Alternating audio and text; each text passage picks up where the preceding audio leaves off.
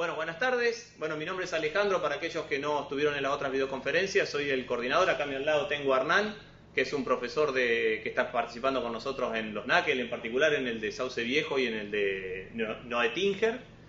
Y lo que vamos a hacer hoy es la tercera videoconferencia y vamos a presentar completamente CSS que apenas introdujimos la videoconferencia anterior. En la primera, como hablábamos recién con Tucumán, explicamos todo lo que es HTML. En la segunda, cerramos HTML y hicimos una pequeña presentación de CSS porque hubo un inconveniente técnico y no tuvimos la hora disponible completa. Y hoy vamos a terminar con CSS para dejar para mañana, a esta misma hora, la introducción a PHP. ¿Sí? Bien. Como dijimos de entrada, o lo que está en el material y lo que contamos en la primera videoconferencia, a partir de HTML4, en realidad un poquito antes, la W3C, que es quien regula el lenguaje HTML, CSS, HTTP, decidió separar todo lo que eran marcas presentacionales, o sea, esto quiere decir lo que controla cómo veo los documentos en el navegador, separarlos del HTML, dejar que el HTML fuera estrictamente un lenguaje de descripción de la estructura del documento, o sea, esto es un párrafo, esto es un título, esto es una tabla, esto es una lista, y el HTML que no controle la forma en que se ve, el tipo de letra, los colores, la posición en la página, ¿sí? Y decidió cargar todo esto en otro lenguaje que se llama CSS. ¿Cuál es el objetivo de esto?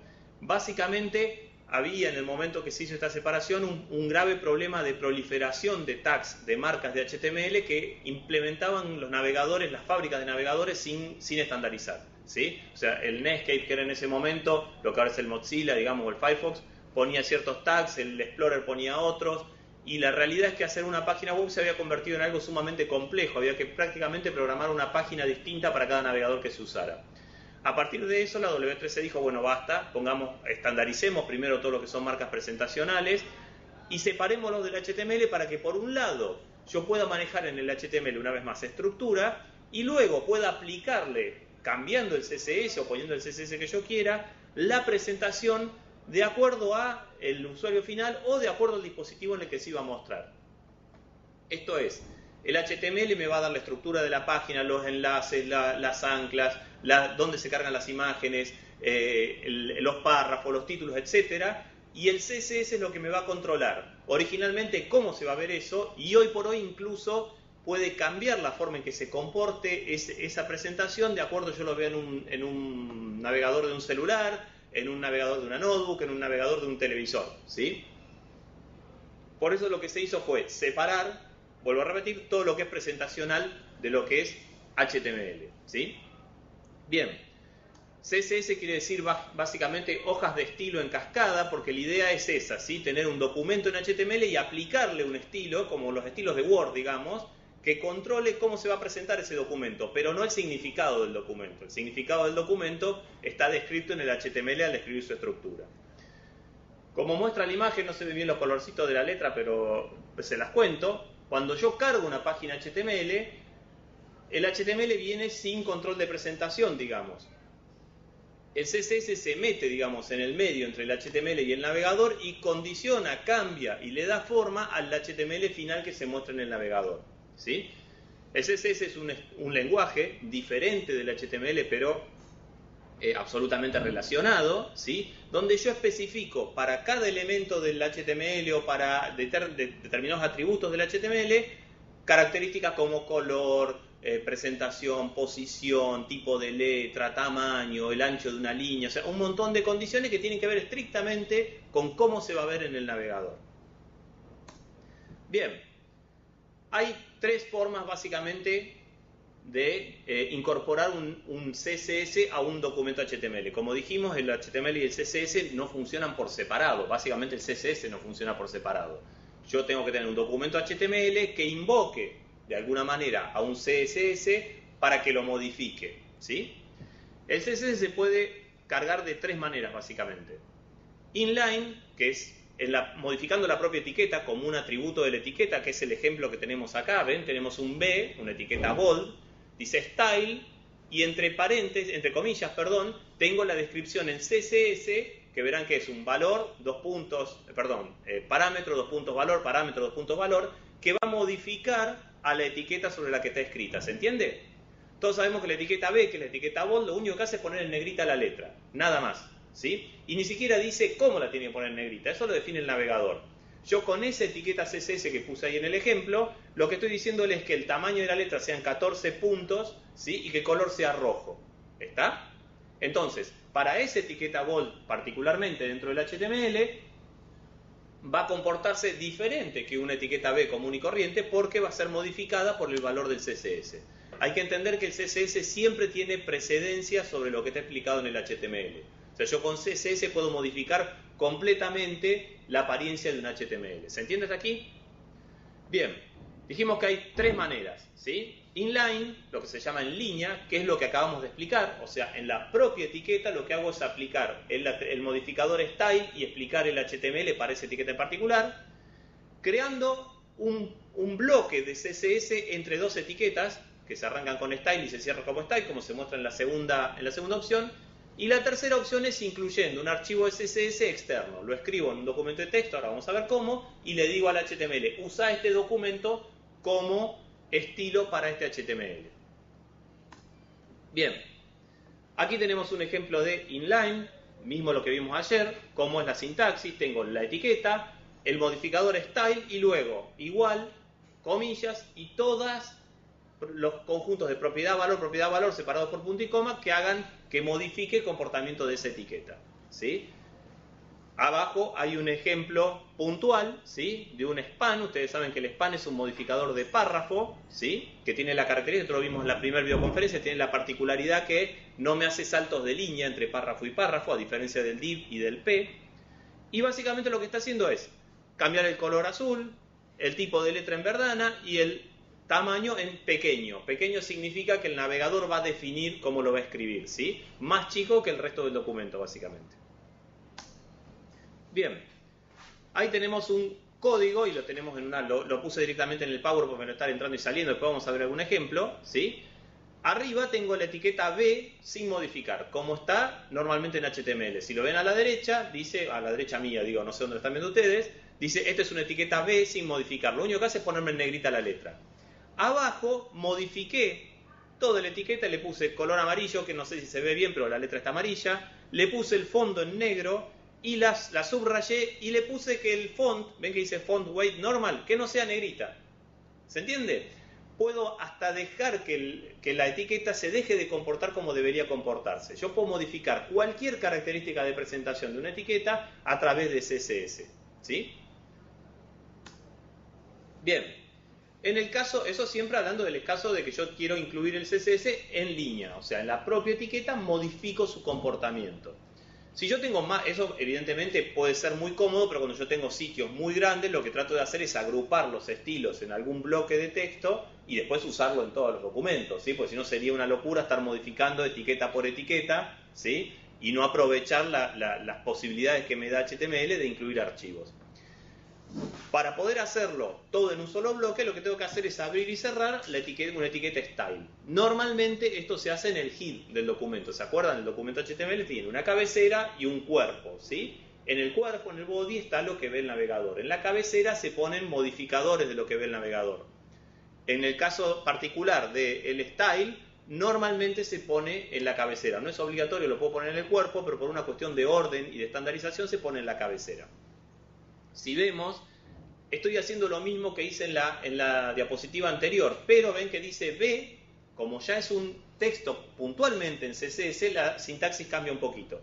En vez de poner style, igual, comillas y toda la descripción de lo que quiero modificar, se pone la etiqueta que quiero modificar, ven, la B, abro llaves y pongo como un chorizo todas las modificaciones que quiero hacer. Y al final cierro la llave.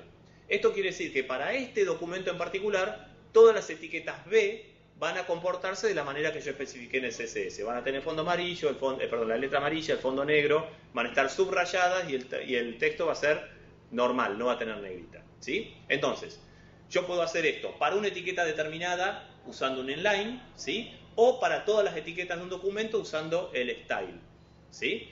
El bloque style. Ahora vamos a ver de todas maneras que podemos jugar mucho más con esto de una etiqueta en particular, un grupo de etiquetas. Pero vamos por partes, ¿sí? Entonces, aquí está el ejemplo de lo que vimos anterior. cargando ese documento HTML, modificado en el head, la etiqueta tiene las mismas características que la anterior, ¿sí? En vez de ser un bold tradicional, donde tengo la letra en negrita y nada más, lo que tengo es letra amarilla, fondo negro, subrayado, ¿sí? Y letra no negrita, digamos. Entonces, repasando porque por ahí voy muy rápido. El CSS lo que hace es modificarme las características de presentación, o sea, lo que ve el usuario en la pantalla del HTML, ¿sí? En principio es un lenguaje separado, siempre asociado, por supuesto, al HTML, y lo puedo incorporar de tres maneras. En línea, que es lo que vimos, con el modificador style de la etiqueta, en un bloque de CSS abierto y cerrado por la etiqueta style en el head, y la tercera forma, que está más adelante, ahora lo vamos a ver, es escribiendo eso mismo que escribimos en el bloque de style, ¿sí? En un documento separado que tenga extensión CSS y luego linkearlo al HTML. Ahora vamos a ver con qué código. Bien, dijimos recién que yo puedo modificar una etiqueta en particular con el style dentro de la propia etiqueta o una etiqueta completa, que fue lo que vimos de ejemplo, ¿sí? En este caso, ¿sí?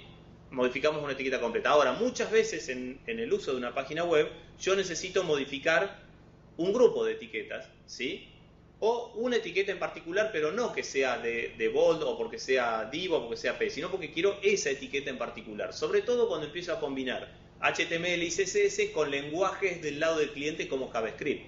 Todos habremos escuchado alguna vez nombrar a HTML dinámico, ¿sí? Estas cosas que hace Google, por ejemplo, que yo voy escribiendo el texto en el cuadrito del form, y me va apareciendo abajo una lista desplegable con las sugerencias, o paso el mouse y me cambia la imagen, ¿sí? Todas esas cosas que son elementos activos que se hacen con un lenguaje que se llama JavaScript, interactúan con CSS, no con HTML, sino con CSS. Lo que hacen básicamente es cambiar atributos de CSS en forma dinámica. Bien, para que esto tenga utilidad, imagínense ustedes quieren cambiar una imagen en particular y no la otra dentro de la estructura del documento, yo tengo que tener alguna forma de identificar esa imagen dentro de ese documento. Bien, HTML me permite identificar de dos maneras elementos dentro del HTML. Uno con la clase, que es un atributo especial que se llama class, ¿sí? Que es como dice ahí, que me agrupa un conjunto de elementos. Por ejemplo, yo puedo decir que sean clase encabezado y todas las etiquetas que tengan la clase encabezado van a heredar las características que yo defina para la clase encabezado, ¿sí? O sea, el atributo class lo que hace es agruparme un grupo de etiquetas a las cuales yo después le puedo asignar CSS, ¿sí? Para otro lado, la etiqueta ID, que también es un modificador de la etiqueta, de cualquier etiqueta, lo que me identifica es una etiqueta en particular. Digo, esta etiqueta es la etiqueta botón, ¿sí? Botón 1, supongan. Entonces yo por CSS puedo darle características a esa etiqueta sola, sin modificar todos los restos. Supongamos, vamos a poner un ejemplo. Yo tengo una etiqueta input, ¿se acuerdan? Input button, es la que me permite crear un botón en un formulario de HTML. Supongan que yo quiero que un botón tenga otro color y los otros no, que sean todos botones estándar pero uno esté cambiado. Bien, lo que hago es identificar ese botón particularmente con un ID, le pongo input button, ID igual José, no importa el nombre, y luego en el CSS le digo que José sea de este color. ¿Me siguen? Puedo modificar la característica de una etiqueta en particular, de un grupo de etiquetas o de toda la etiqueta si yo pongo directamente, como hicimos con bold, la B en el style. Vamos a ver, vamos a arrancar. Arrancamos de nuevo de lo más general. Los selectores generales. Los selectores generales son aquellos que modifican toda la etiqueta, lo que hablamos al principio, ¿sí? Ahí tienen dos ejemplos.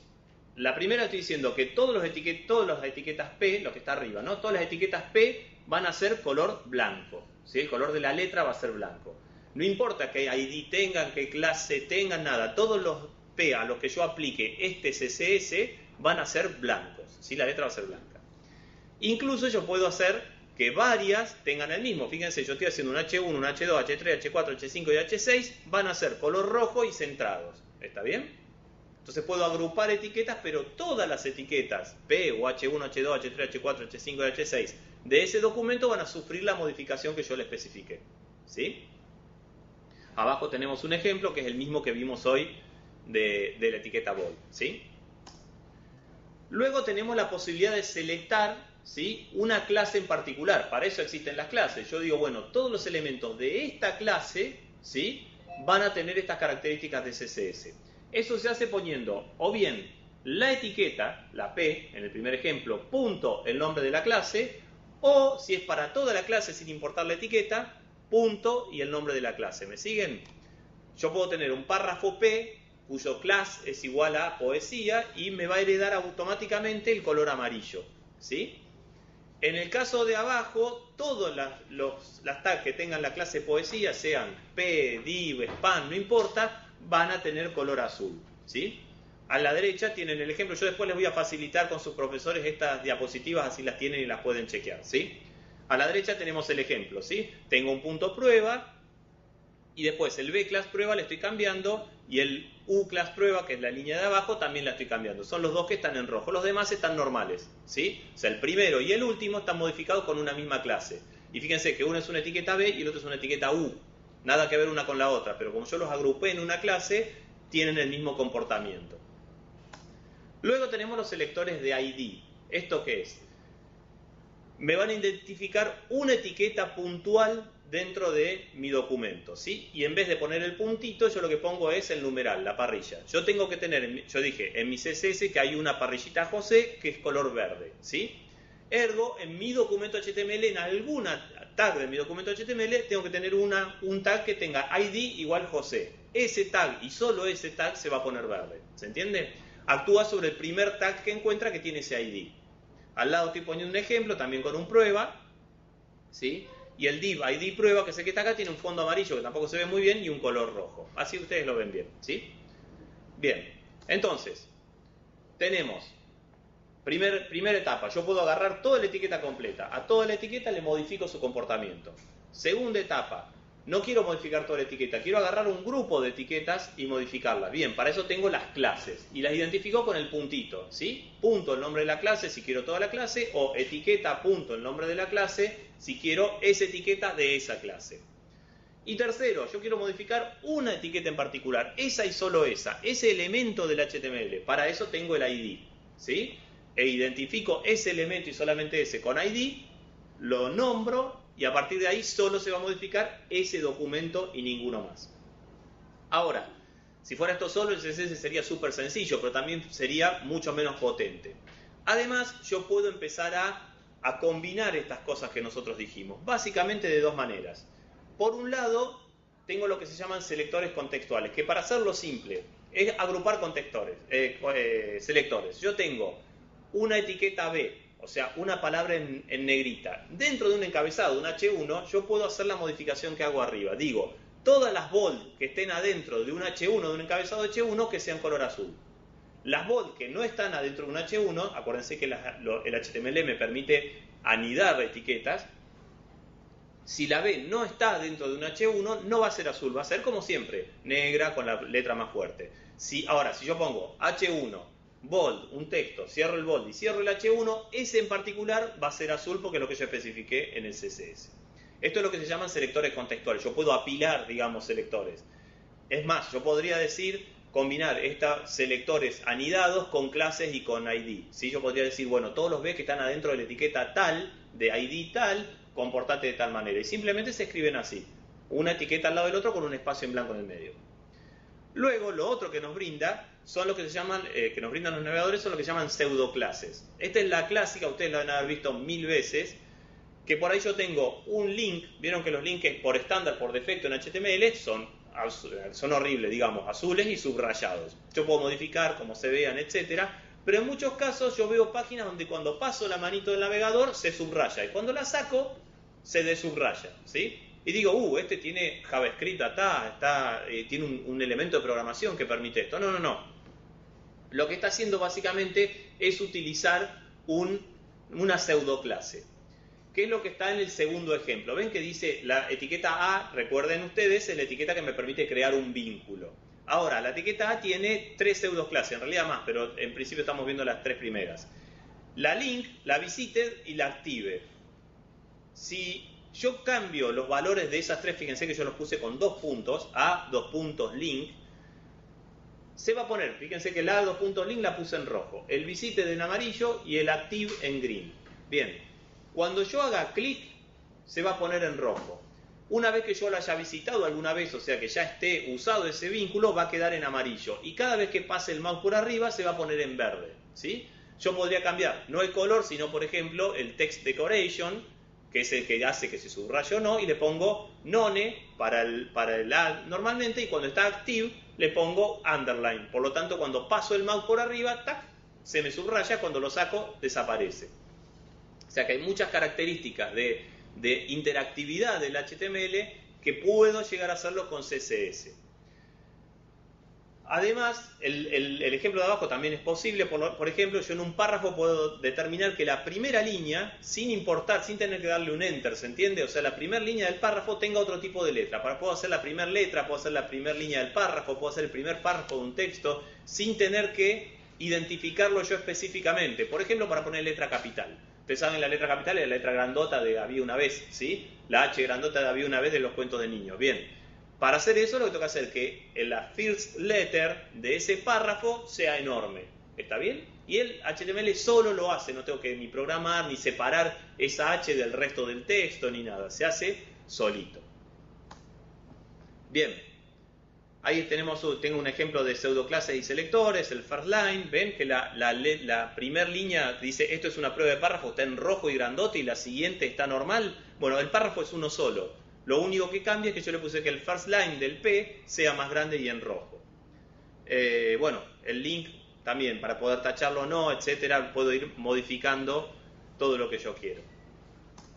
Bien, lo que les decía originalmente, ¿se acuerdan? Hablamos de inline, hablamos de bloque de CSS en la cabecera del documento. La tercera forma de incluirlo es utilizando un archivo externo. O sea, todo esto, como yo lo escribí aquí, lo que yo escribo en un bloque de CSS, o sea, la etiqueta, llave y todas las características, simplemente lo copio en un archivo de texto que tenga extensión .css y lo incluyo en mi documento HTML como está explicado ahí. Link, rel, style sheet, le tengo que decir que estoy linkeando una hoja de estilos, de qué tipo y cuál es el documento que voy a incorporar. ¿Cuál es la ventaja de esto?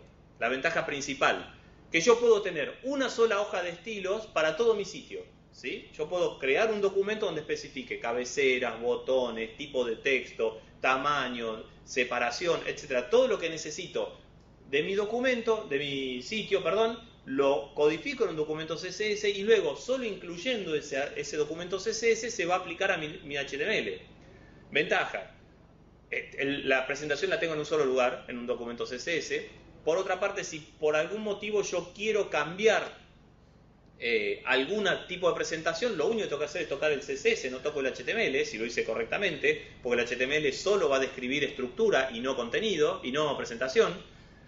Y además, el CSS escrito, por supuesto, separado de la maraña de HTML, es mucho más claro de entender. Digo, mira, acá estoy haciendo esto, la H la estoy modificando así, esta clase la modifico así, etc.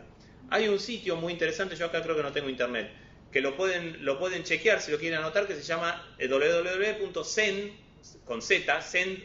zen-garden.com, creo que es. Búsquenlo en Google, si no pongan zen-garden, como jardín zen, ¿no? Como zen, como los que meditan, digamos. Es un sitio interesantísimo. Perdón, CSS Zen Garden se llama, perdón. Búsquenlo de todas maneras como Zen Garden y lo van a encontrar. Con CSS. Los tipos estos que hacen, tienen una sola página con un texto. Y lo que uno puede ir seleccionando son todos los CSS que los propios usuarios suben, que modifican esa página. En esa página van a ver realmente la potencia del CSS. Uno mira una página y la otra y parecen absolutamente diferentes. Y sin embargo el contenido escrito, el HTML, es exactamente el mismo. Simplemente le cambian las imágenes, los fondos, la estructura, columnas, no columnas. Hacen de todo de manera que eso quede, digamos, como ejercicio de la potencia del CSS. Bien, esto es básicamente CSS. Yo no quiero complicarlos demasiado con CSS porque es más que nada práctica. Lo que hay que hacer es practicar con CSS. Vamos a, un segundito que tengo que poner la máquina, vamos a arrancar, si es posible, con la parte de PHP, que supongo que es la que ustedes la tienen más complicada, digamos. Y así, esperen un segundito. tengo acá.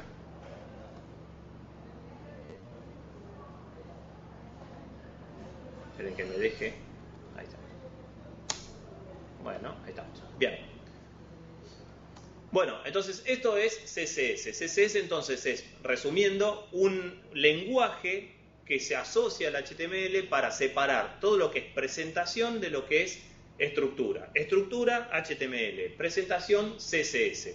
Trato de no mezclar las cosas y el CSS me da la suficiente flexibilidad como para que yo pueda hacer prácticamente cualquier cosa que veamos hoy en una página web casi sin tocar el HTML. O sea, yo defino la estructura en el HTML, digo, bueno, esto es mi encabezado, es mi cuerpo de programa, esto es mi pie, esta es mi barra de navegación, acá están párrafos, títulos, etcétera, y luego con CSS estrictamente le doy los colores, la forma, la altura, el ancho, todas las características de presentación que puede tener.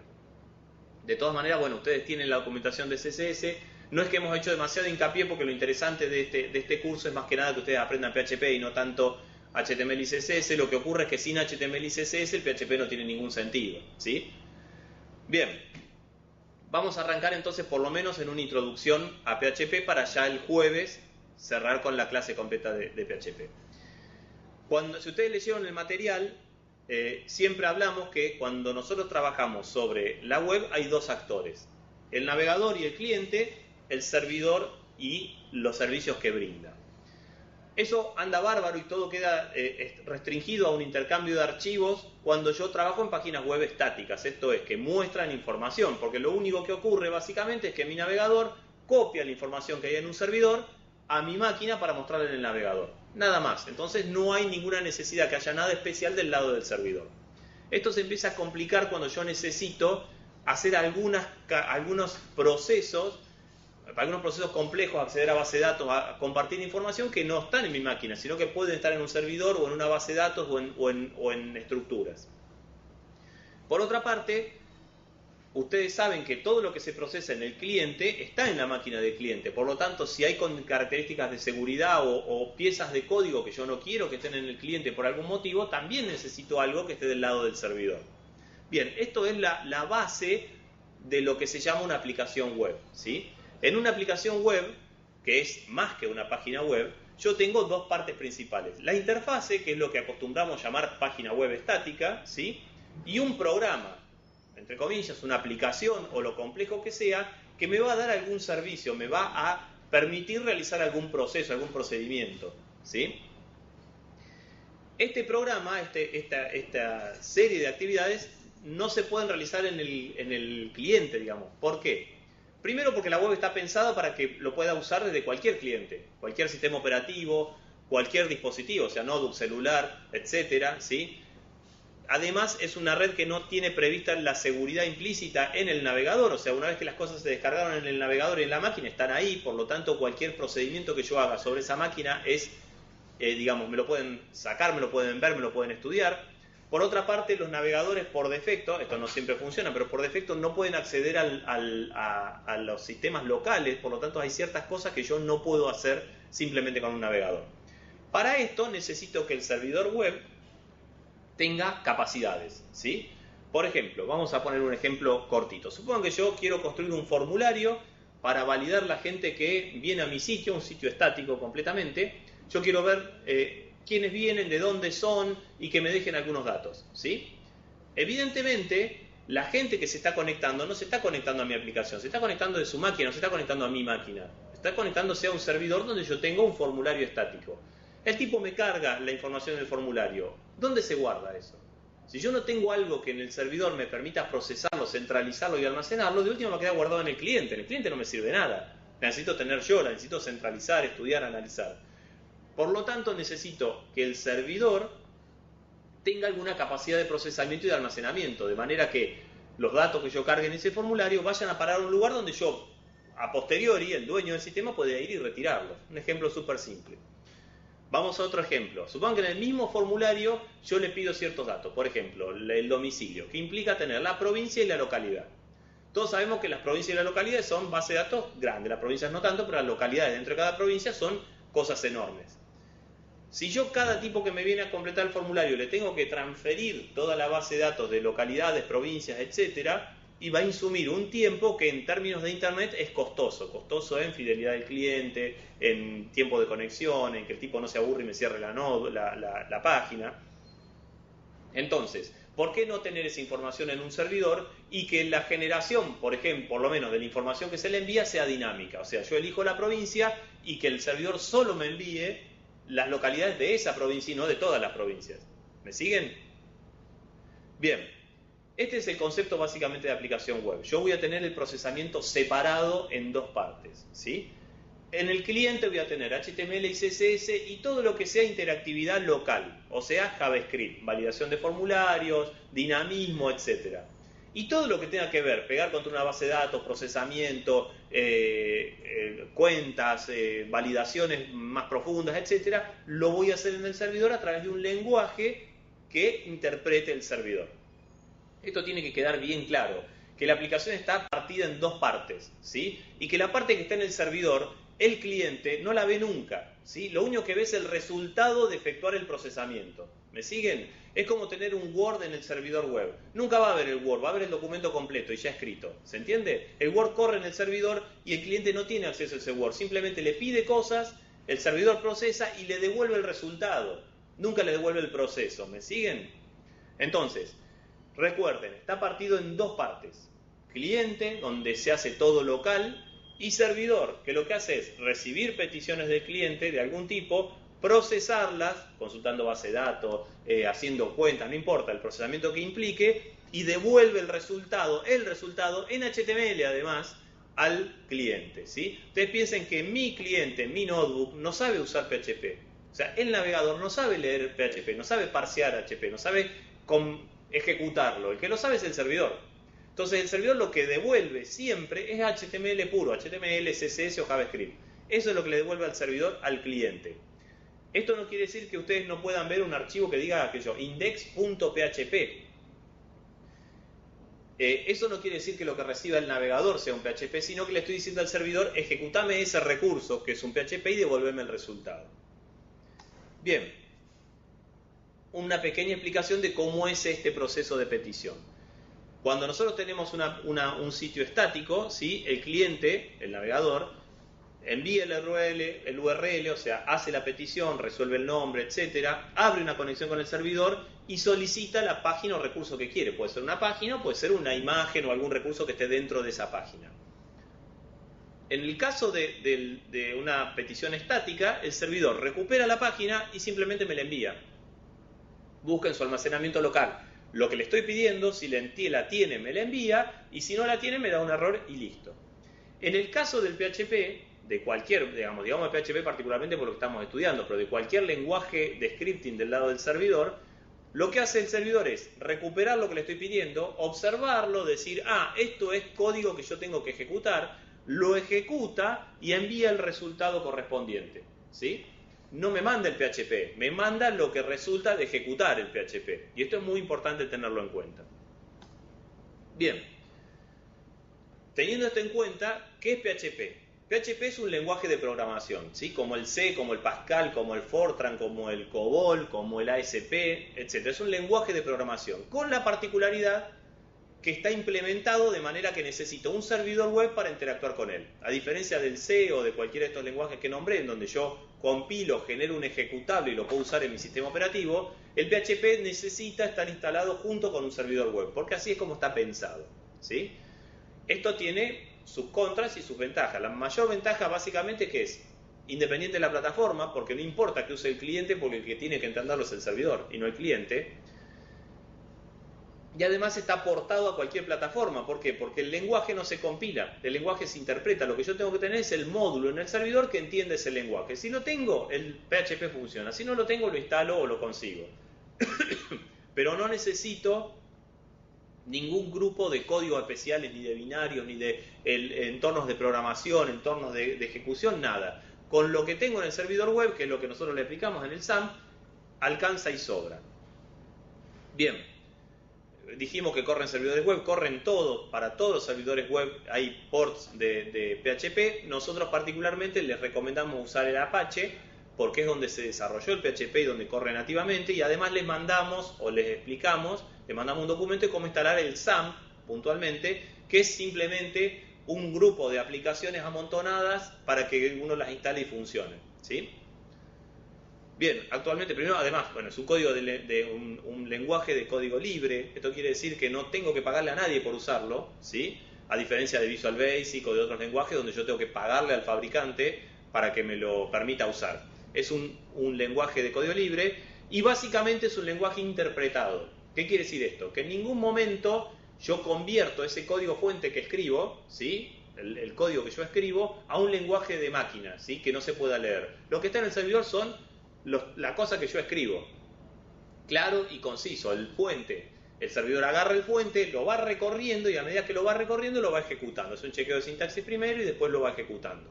Por lo tanto, en el servidor yo tengo todos los fuentes de mi programa, lo que tiene ventaja y desventaja, pero bueno, es así como es el lenguaje. Normalmente para escribir PHP no hace falta más que el bloc de notas de Windows, ¿sí? O de Linux, el Kwrite o el V de Linux, si ustedes prefieren. Por supuesto que no es lo recomendable, hay un montón de editores que vienen con ayudas para escribir código PHP, o sea, me van sugiriendo los comandos cuando los voy escribiendo, me corrigen los errores, etc. Y además hay lo que se llaman interfaces integradas del desarrollo, ambiente integrado de desarrollo, que nos permiten diseñar PHP y haciendo corridas sobre la máquina, etc.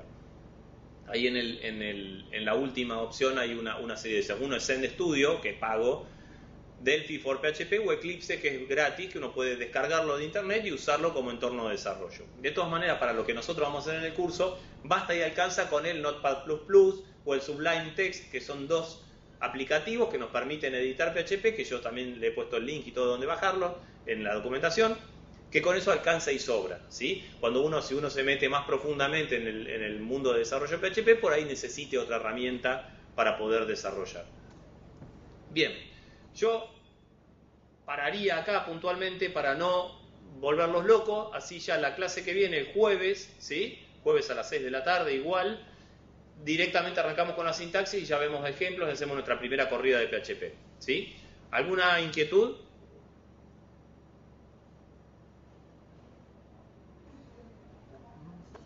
Si está todo ok, Hernán.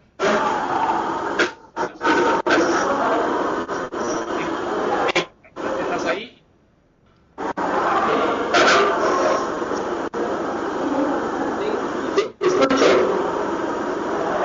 Terminamos por hoy y seguimos el jueves que viene. Sí,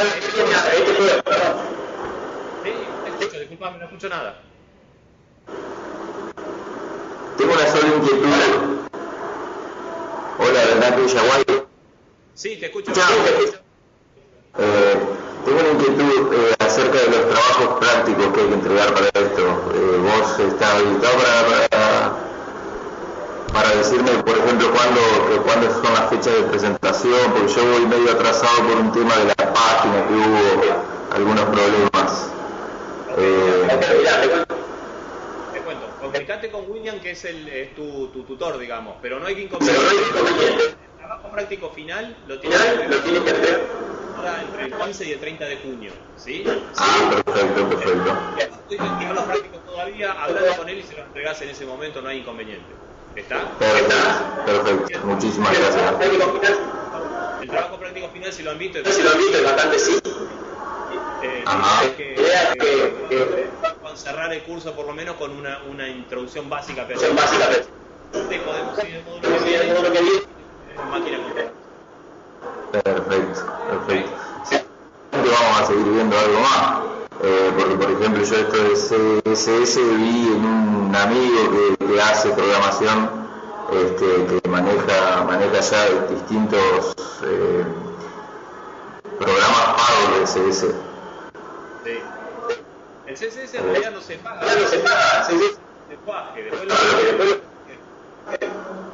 Claro. Sí, lo podés hacer vos mismo, pero para ahorrar tiempo se pueden comprar paquetes. Sí, en realidad no es que se compran paquetes, lo que se hace es descargar CSS prehecho. O sea, hay gente que te regala. Framework que se llaman marcos de trabajo, donde vos uso esta etiqueta que me hace una ya viene armado, ¿sí? tienen ganas de un CSS que es el que usa Twitter, Sí. que se llama Bootstrap.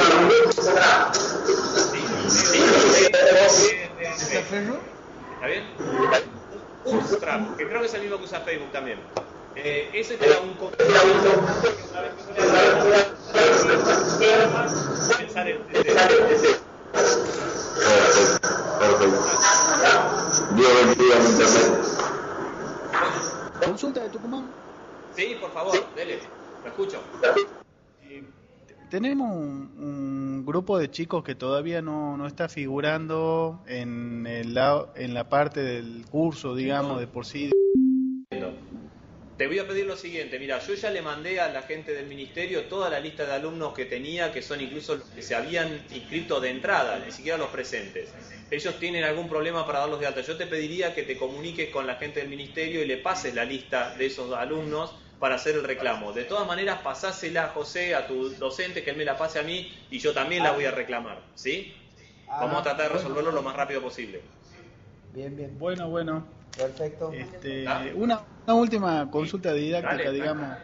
Sí. Cuando uno profundiza Sí. en PHP, ¿hacia qué nivel se va, digamos? O sea, ¿dónde hay, como se diría, Mirá. digamos, frameworks, algo así? Escuché nombrar.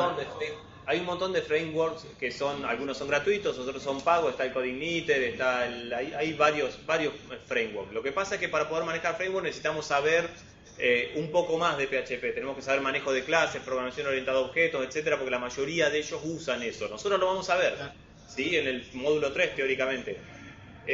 Pero una vez que nosotros tenemos el manejo, la idea es manejar el lenguaje estándar como lo vamos a aprender a manejar. Una vez que lo tenemos, cualquier framework lo vas a poder manejar. PHP es un mundo muy grande, hay un montón de clases de terceros que te la dan gratis, que puedes usar para hacer cualquier cosa, y además hay estructuras de trabajo ya predefinidas.